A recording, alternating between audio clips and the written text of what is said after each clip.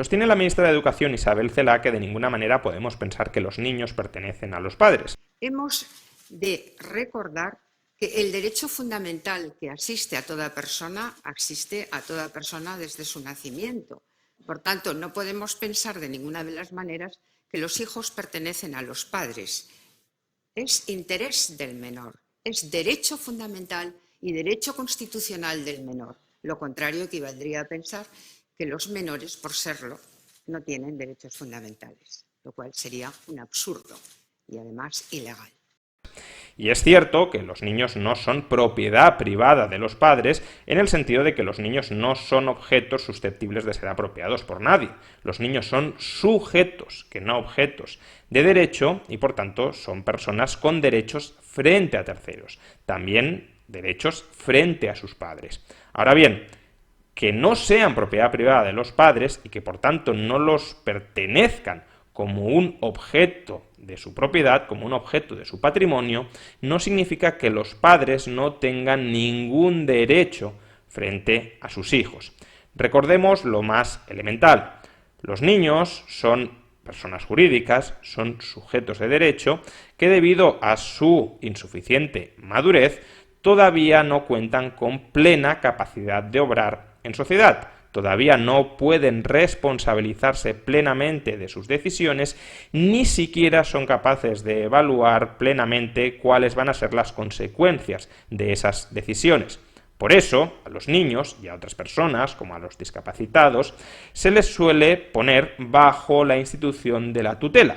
La institución de la tutela tiene como objeto último proteger a la persona tutelada, en este caso al menor. Y en el caso del menor no solo tiene como propósito protegerle frente a males externos, sino también facilitar, potenciar el desarrollo de la madurez, el desarrollo de la personalidad del menor para que éste pueda devenir en el futuro una persona autónoma con plena capacidad de obrar y por tanto de responsabilizarse de sus propias decisiones. El ejercicio de la tutela, por tanto, implica que el tutor tiene obligaciones hacia el tutelado y el tutelado, en este caso el menor, tiene derechos frente a su tutor. ¿Cuáles son esos derechos que tiene el menor frente a su tutor y cuáles son esas obligaciones que tiene el tutor en favor de su tutelado, en favor del menor? Pues la obligación de protegerle, la obligación de proporcionarle alimentos, la obligación de proporcionarle cobijo, la obligación de proporcionarle ropa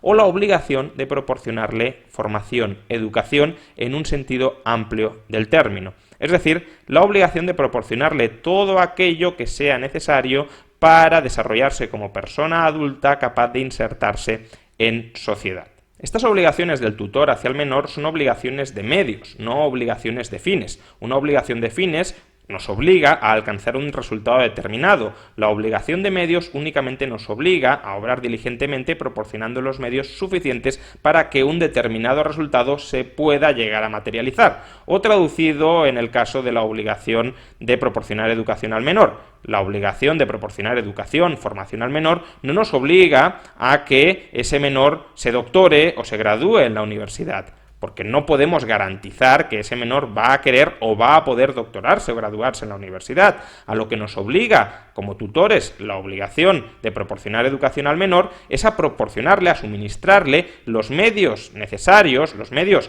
que necesite para, si así lo desea y si es capaz de ello, conseguir graduarse en la universidad o conseguir doctorarse después de sus estudios universitarios. Por tanto, la obligación de los tutores legales, la obligación de educación de los tutores legales hacia sus tutelados, hacia sus pupilos, es una obligación de medios, la obligación de facilitarles la educación, la formación. Ahora bien,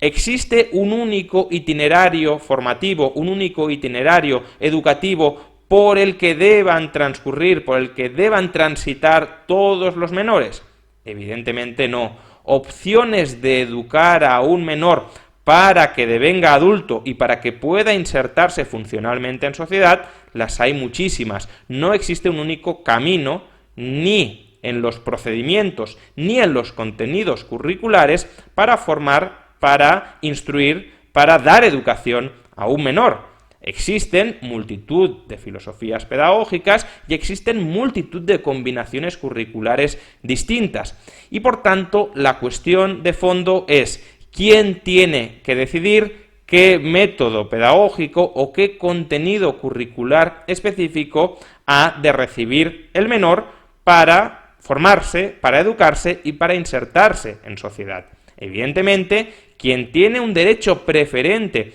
a escoger entre los muy distintos medios disponibles para proporcionar educación, para cumplir con la obligación de proporcionar educación a los menores, es el tutor legal de ese menor. El tutor legal está obligado a proporcionar educación, pero dentro de esa obligación genérica a proporcionar educación, es ese tutor legal el que puede determinar la forma específica en la que esa obligación se va a satisfacer, siempre pensando en el interés superior del menor. Es decir, siempre pensando entre todas las opciones pedagógicas que tengo enfrente de mí, escojo aquella que yo juzgo que es más conveniente para que esta persona se desarrolle en una persona de provecho, en una persona capaz de operar dentro de la sociedad, capaz de relacionarse con otras personas adultas de manera madura, de manera responsable y de manera consecuente con sus decisiones. Es, por tanto, el tutor legal el que modula el ejercicio del derecho a la educación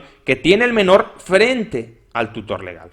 Y aquí, obviamente, la cuestión es quiénes son los tutores legales de un menor. Y en general, prima facie, el tutor legal de un menor son sus padres, porque sus padres son los que, en primer lugar, impulsaron el proceso de concepción, de creación, de alumbramiento de ese menor, y también porque sus padres son, de nuevo, prima facie, puede haber excepciones, pero la norma general es que los padres son los que tienen una conexión más directa, más inmediata con el menor y por tanto los más preocupados por promover efectivamente su interés superior en el ejercicio de esa tutela. Son los padres quienes, a modo de tutores legales, determinan cómo van a satisfacer el derecho a la alimentación de los menores, el derecho a la vestimenta de los menores, el derecho a un hogar de los menores y también el derecho a la educación de los menores. Son sus padres los que escogen cuál va a ser su dieta diaria, son los padres los que escogen qué tipo de ropa se va a poner, se le va a comprar al menor, son los padres los que escogen en qué casa, en qué tipo de hogar van a vivir, y son los padres los que determinan qué filosofía pedagógica se va a utilizar para transmitir qué combinación de conocimientos al menor para que éste desarrolle plenamente su personalidad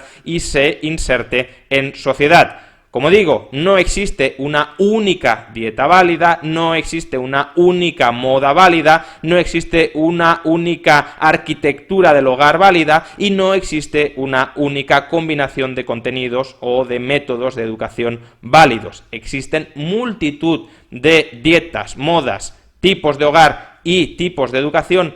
potencialmente válidos para satisfacer el derecho al alimento, a la vestimenta, al cobijo y a la educación del menor. Y entre todos ellos, quien escoge, quien tiene un derecho a escoger preferentemente en atención al interés superior del menor, son sus tutores legales, que generalmente son sus padres. Por supuesto, el ejercicio de la patria potestad, entendido como este margen de discrecionalidad de los tutores legales, de los padres, para escoger de qué manera específica satisfacen las obligaciones genéricas que tienen en favor del menor, es susceptible de ser abusado y es susceptible de ser incumplido. Unos padres podrían decidir no alimentar a sus hijos o alimentar a sus hijos de una manera absolutamente insalubre para el desarrollo fisiológico de ese menor. Unos padres podrían no proporcionar una vestimenta adecuada para el menor, para protegerle frente al frío, frente al calor, o incluso para poder insertarse en sociedad sin sentirse ridiculizado, sin sentirse marginado frente a los demás. Unos padres podrían habitar en una vivienda absolutamente hacinada, absolutamente insalubre, que impidiera al menor tener una mínima privacidad, que impidieran al menor tener una mínima higiene que impidieran al menor poder desarrollarse dentro de una vivienda, dentro de un hogar. Y unos padres, por supuesto, podrían condenar a sus hijos al analfabetismo funcional o podrían adoctrinarlo absolutamente en el sentido de anular su juicio crítico y anular su capacidad para desarrollar, buscar información, para nutrirse de nuevo conocimiento. Sin embargo, que la patria potestad pueda ser abusada en contra del menor no significa que la patria potestad deba ser totalmente anulada. Dentro de un Estado de Derecho que respete las libertades individuales, tanto de los padres como sobre todo de los menores, la patria potestad debería ser lo más amplia, lo más laxa posible para permitir el ejercicio discrecional de esa patria potestad por parte de los tutores legales del menor, atendiendo a lo que esos tutores legales consideran que es el interés superior del menor. Lo que no debería suceder en un Estado de Derecho liberal es que la patria potestad que ejercen legítimamente los tutores legales para cumplir con las obligaciones que tienen hacia su menor, hacia su tutelado, que esa patria potestad, digo, sea expropiada, sea nacionalizada, sea tomada por otras instancias que no ejercen legítimamente esa tutela legal. Por ejemplo, los políticos. Los políticos no son los tutores legales de nuestros hijos, no tienen ningún título habilitante para ello y no lo tienen por buenas razones. Los políticos son una casta representativa del Estado y el Estado tiene un interés superior que es el mismo. El Estado es una máquina de poder que intenta generar obediencia, que intenta generar dominación y por tanto el Estado tiene un interés muy directo, muy inmediato en que toda la población, especialmente desde la cuna, en que toda la población se someta a su dictat, se someta a su voluntad.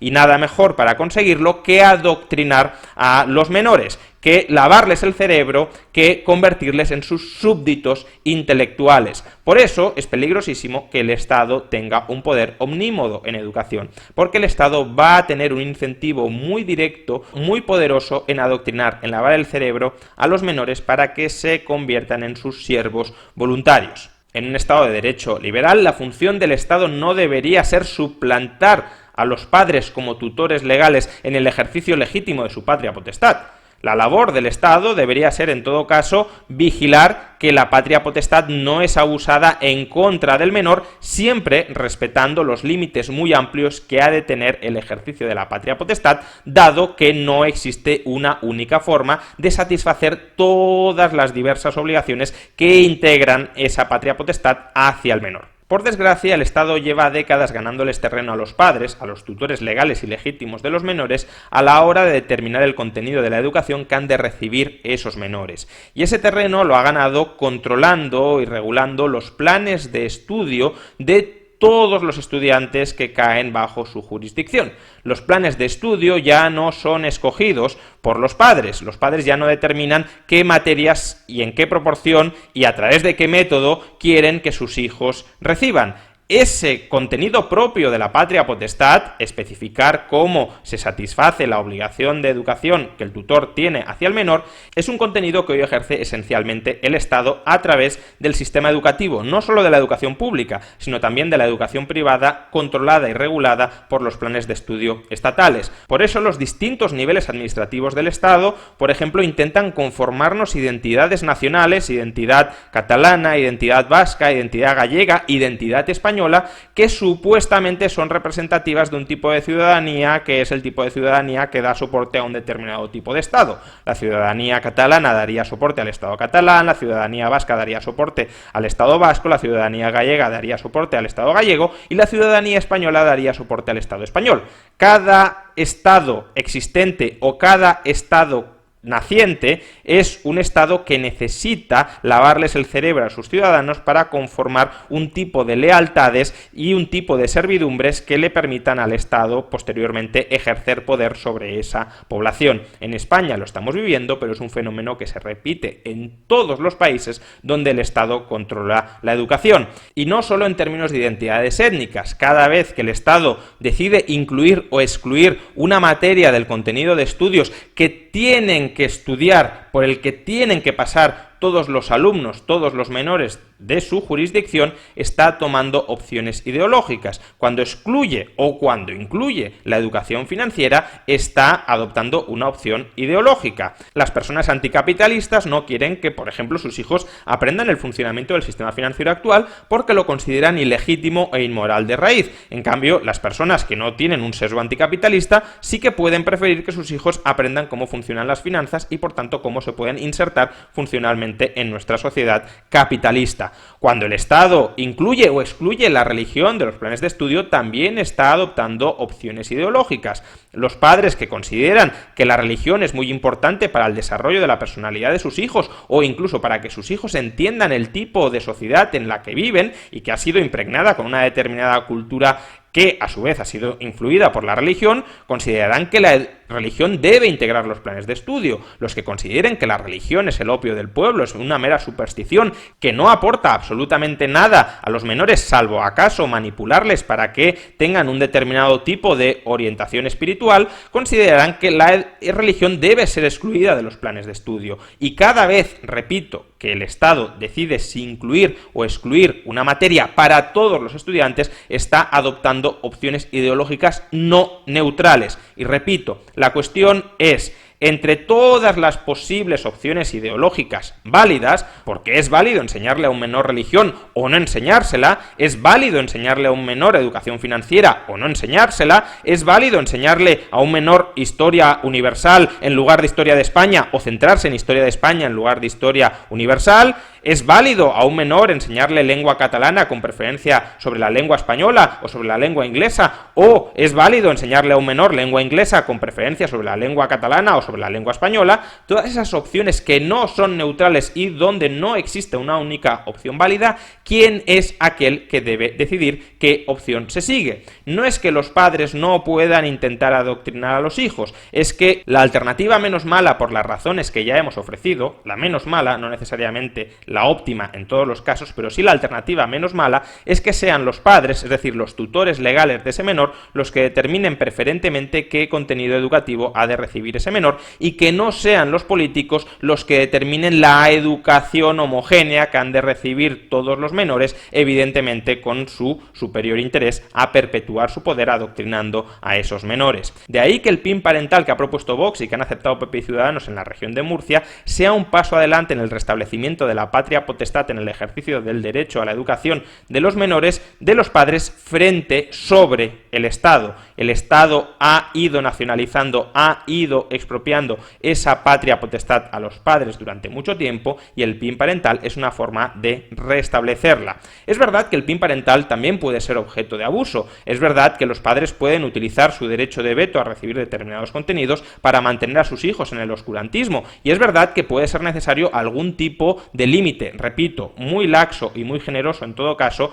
para marcar una frontera de hasta dónde los padres pueden privar de determinados contenidos a los menores o hasta qué punto los padres pueden insuflar determinado tipo de contenidos a los menores. Lo que no tiene ningún sentido es que los políticos puedan determinar plena y preferentemente el tipo de contenidos que los menores van a recibir del sistema educativo que ellos planifican. Los padres han de tener un poderosísimo margen de decisión sobre el contenido curricular y ese contenido curricular hoy está plenamente, totalmente en manos de los políticos. De ahí que, repito, el PIN parental sea un paso adelante para restablecer el orden adecuado de las cosas, la patria potestad de los padres en lugar del Estado a la hora de determinar el contenido específico de la obligación de educación que tienen hacia sus hijos. De hecho, es fácil darse cuenta de que si viviéramos en una teocracia donde el Estado intentara adoctrinar, manipular, lavar el cerebro a los menores, inculcándoles el credo de una determinada confesión religiosa,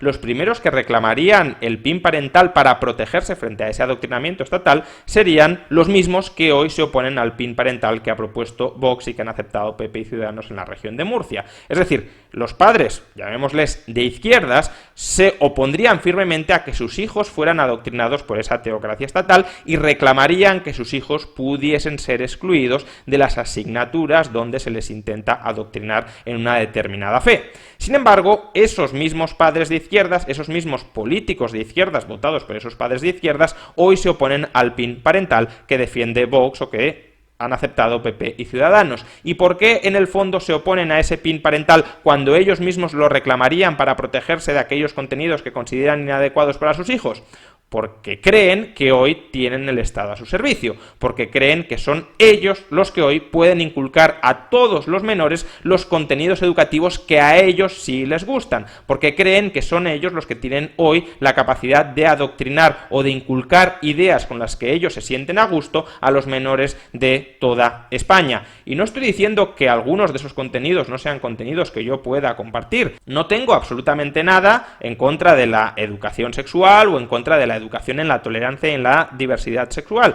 De hecho, son valores, son ideas que yo intentaré transmitir a mis hijos porque considero que son ideas correctas para insertarse en una sociedad abierta y tolerante. Ahora bien, que esas ideas me parezcan a mí correctas o que esas ideas les parezcan a otros padres correctas no significa que sean ideas que puedan imponer automáticamente, sin ningún tipo de control, sin ningún tipo de limitación, sin ningún tipo de supervisión por parte de los tutores legales de esos menores sobre los hijos de otras personas. Y el PIN parental está justamente para eso, para que no sean los votantes, los padres votantes que hoy controlan indirectamente el aparato estatal, los que utilicen ese aparato estatal para manipular a los hijos de otros, para proteger a cada menor para que sean sus tutores legales aquellos que orienten el contenido de su derecho a la educación. El derecho a la educación del menor no es un derecho que tenga frente a los políticos. Los políticos no tienen la obligación de proporcionar la educación al menor. El derecho a la educación del menor es un derecho que tiene frente a sus tutores legales, es decir, frente a sus padres. Es más, sería deseable ir muchísimo más allá del PIN parental. En realidad, lo que hay que restablecer es la libertad de educación dentro de España, de tal manera que los padres puedan escoger libremente entre un abanico muy amplio de ofertas educativas heterogéneas y diversas. Que sí, que puede haber unos límites genéricos para que esas ofertas educativas no atenten contra el propósito último de la educación, que es permitir el desarrollo y el florecimiento y la madurez del menor, pero que existan fronteras muy amplias hacia lo que se puede enseñar o no se puede enseñar, no significa que solo exista, como decía antes, un único itinerario formativo por el que tengan que pasar todos los menores de este país. Por tanto, hay que restablecer la libertad educativa, y la libertad educativa significa, primero, que los padres pueden escoger libremente, los padres, no los políticos, el tipo de formación y el método de educación que deben recibir sus hijos, y segundo, que existe libertad en el lado de la oferta, en el lado de los centros docentes, para que estos puedan organizarse como consideren a la hora de proporcionar esas ofertas diversas y heterogéneas a los padres. ¿Cómo podría lograrse esta transición hacia una mayor libertad educativa? Combinando el cheque escolar con la liberalización de los planes de estudio. Es decir, son los padres y no los políticos los que escogen a qué colegio acuden sus hijos gracias al cheque escolar, y son los colegios y no los políticos los que deciden cómo se organizan y qué asignaturas imparten, qué asignaturas no imparten y por qué metodología las imparten o no las imparten. Hay que ir mucho más allá del PIN parental, pero al menos, repito, el PIN parental es un paso en la buena dirección para que los tutores legales y legítimos de los menores recuperen parte del ejercicio de la patria potestad sobre cómo debe satisfacerse la obligación a la educación que tienen en favor del menor, para que no sean los políticos los que continúen expropiando, los que continúen nacionalizando la patria potestad con el objetivo claro y último de mantener adoctrinados en la obediencia estatal a los menores de todo el país.